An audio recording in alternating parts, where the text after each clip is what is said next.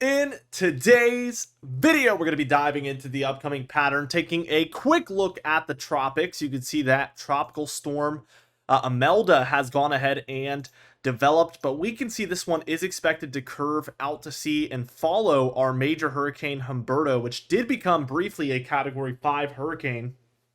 So that prediction did come true. I expected that to be a pretty good possibility. And sure enough, that did go ahead and occur, which is just really, really interesting. This is expected to pull this tropical storm out to sea. We might get some rainfall, obviously, along the southeast, but the direct hit from this system is looking less and less likely by the hour. It is still a possibility. All of the variables, obviously this is a very unique situation where we have these two storms so close, has made the models go a little crazy. So I wouldn't be surprised if we do see some changes, and there is a very, very slim chance that we do see this one come back and show an East Coast hit, but I am not thinking that is what's going to happen at all. I just don't want you guys to think that it is impossible at this point, because it is still slightly possible. Okay, we're also going to be talking about some cooler temperatures that the models continue to show today, much like yesterday, and also the overall storminess happening around the nation. So let's go ahead and take a quick look at these tropics like I mentioned. Again, this one hit Category 5 hurricane. It's going to remain at 4 until about 2 a.m. on the 30th, 2 days from now. That'll be Tuesday morning, 2 a.m., when it does go back down to Category 3. And pretty quickly from there, it's going to become a Category 2. And then it's going to take a little bit, but it will eventually lower and lower and lower in intensity until it is all said and done. Our current tropical storm here, which really is struggling to get its act together. It has a little bit nicer structure, I would say, right now than it did a few hours ago, but still, this one has just taken longer to get its act together than originally anticipated. By the time we are reaching 2 p.m. on the 30th, again, that'll be 2 p.m. on Tuesday, we do expect this one to cross over to Category 1 hurricane status. That'll be after it has begun its eastward turn there, where it'll continue, maybe even hitting Bermuda, and it will remain at Category 1 hurricane status for quite a while throughout the entire forecast range once it does. Another look here at Humberto just shows a monster hurricane. This is just a complete monster. There's no other way around it. Let's go ahead and switch over to the model guidance, where again, we will switch topics in just a moment. We are going to go over the spaghetti model guidance and intensity chart, but again, it's going to go by pretty quick, and we'll get into the lower 48 weather here. As we take a look here at the spaghetti model guidance, we can see every single model is showing this one curving to the east. And I just want to give a huge round of applause to the DeepMind model, the Google DeepMind model. This is just absolutely insane how well this model handled it. A few videos ago, I talked about how if this model, if we saw the storm, by the time we're getting to basically where we're at now, if we saw it tracking way out to the east, unlike what every single model was showing, except for that DeepMind model, it did have its eyes on this potential track, that I would be highly impressed. And I am highly impressed, because this model has stayed strong. Out of the last 4 days, keep in mind there is 4 model runs every single day. So out of the last 4 days, there was only one model run where it really favored that South Carolina strike. With every single other model, and outside of that, it has stayed strong with this very far to the east solution. So it has been a very impressive kind of system for the AI models, but in particular, the Google ones have just been really, really impressive, as I mentioned. I'm going to continue to track this model. I've been doing a little bit of research on how it's done with other tropical systems, and it's kind of just flown under my radar, I guess, because I've looked at other tropical systems, and it just did an excellent job ahead of all of the other typical models like the GFS, the European, the Canadian, the UCMET, all of those that we typically look towards over the past years. The Google model has stepped right up and been in at least competition with those ones, and maybe even exceeded those models in certain situations. So it is exciting. It's a little bit freaky because it's just a new thing, but I'm definitely going to be keeping my eyes on this, because if it saves lives, if it gets out better information, I don't see a way to consider that a negative at all. If we get better, more accurate information, no way around it. Okay, let's take a look here at the National Hurricane Center trend in their forecast. The yellow one there is as of September 26th. The orange one is on the 27th. This one's a little later on the 27th, a little bit later, and we can see it's just been trending further east and further south with every single update with the system. It's been a crazy, crazy trend.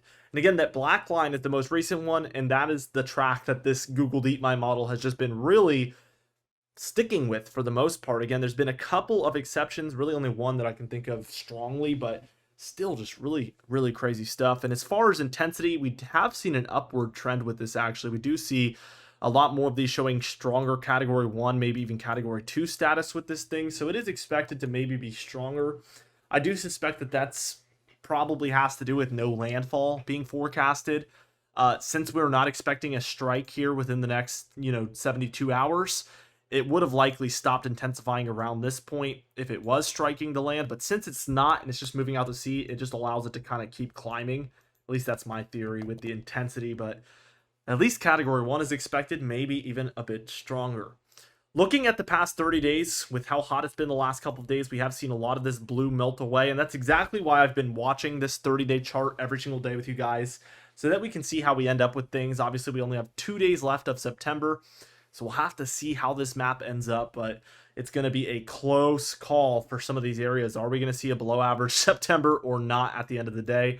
It's going to be really, really close, but in other words, really close to normal for a lot of these areas, which is a loose term. I kind of don't like that because, yes, the whole 30-day period would be close to normal, but it hasn't really been close to normal at any point during the month. In the beginning, it was much cooler than normal, and after that, it was much warmer than normal, but that just happens to average out to normal. So sometimes what we see on paper is not what you feel outside, and this is a perfect example of that. As we take a look at the European model here, going over just all the precipitation, we will obviously see our tropical system curve out to sea. I do want to note that we do see a lot of storminess in this area, but it is a lot less than we were originally anticipating. And when we saw this storm striking into South Carolina instead of out to sea, we did see a lot of this precipitation moving up into the mid-Atlantic and Northeast where they still need precipitation. And because of that lack of tropical system, we're really seeing a lack of precipitation, unfortunately. So, obviously the bad impacts would have outweighed the good, but it is worth noting that we're not going to get the good impacts from it, just like we're not going to see likely the worst of the impacts from it as well with a direct strike. So as we see this thing move up, again, we do get some showers around for the southeast, but it's not nearly as much precipitation as we were originally anticipating. And after that, this is October 1st, we get into a very quiet pattern in the east again, where the central states are just flourishing. Watch this whole period here. This is October 3rd, 4th, 5th, 6th, 7th, 8th, 9th, 10th. And we continue to see the central states just raking in the precipitation, and the east really, really struggles. We do see a very strong and intense high precipitation cold front swinging in by the time we're reaching about October 11th, and this would likely usher in high amounts of precipitation to the east over time, but this is at the very end of the model run, so we can't even say for certain if this is actually going to be happening. Total precipitation here, because of that, is really high across the central states and some of the Rockies as well, and with the exception of some of the southeast locations, we're really looking at below average amounts for the deep south, Ohio Valley, Mid-Atlantic, and Northeast here, so really, really interesting. For the anomalies, I do want to switch this back to the full model run periods. This is the 15-day period. Look at that. Browns and reds, guys. This is terrible news for the Mid-Atlantic and Northeast, where they really desperately need the precipitation. Thankfully, they got some with our previous storm that rolled through, but they're still below average. If you look at the past, 60, 90, 120 days, they're still below average over those long-term periods, and that means they have a lot of catching up to do to keep that soil level just at the moisture it's supposed to be at.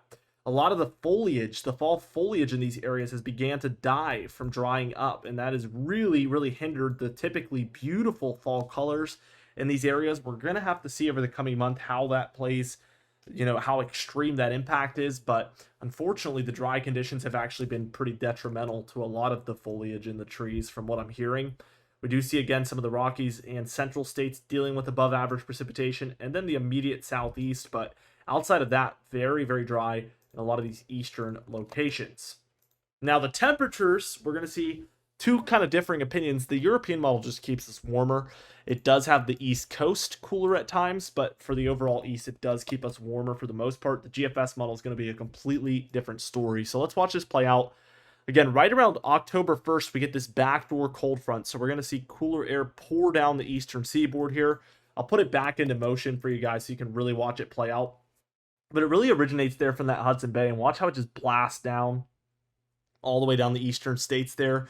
This is by October 2nd, where we see from Maine to Florida cooler temperatures, but again, the central and more of the interior eastern states are warmer than normal. That lasts for a few days, especially for the mid-Atlantic here. This is the 5th, so maybe 4 or 5 days of those cooler temps. And what this European model says is after that, it is going to warm up for everybody, as you can see, all the way through the 13th, with mostly cooler conditions sticking over the west, which really bodes not good in the direction of cooler air in the east. It really leads to more warmth overall in the east. Typically, the GFS model is going to have a bit of a different opinion. We get that backdoor cold front here, which is more potent, might I add, for the East Coast. But then once that comes to an end, watch what happens. 7th here, Tuesday, and then look at the 8th here, afternoon of the 8th. Full-blown, really, really warm pattern, positive PNA pattern out west with cooler air, Arctic blast moving into the central and eastern states. This is a vastly different outlook than the European model, right around the 10-day mark. So this isn't super long range. This is right in between the medium and long range, and definitely has some legs to stand on. It would just be better if both models kind of agreed. We end things off around the 14th with the immediate eastern and Gulf coasts still cooler than normal. Mostly the central states much, much warmer than what is typical. So we'll keep you guys up to date on everything regarding the tropics, precipitation, temperatures over the coming days and weeks. So be sure to subscribe. We upload every single day. You can even hit the bell icon for daily notifications when we upload so you never miss one.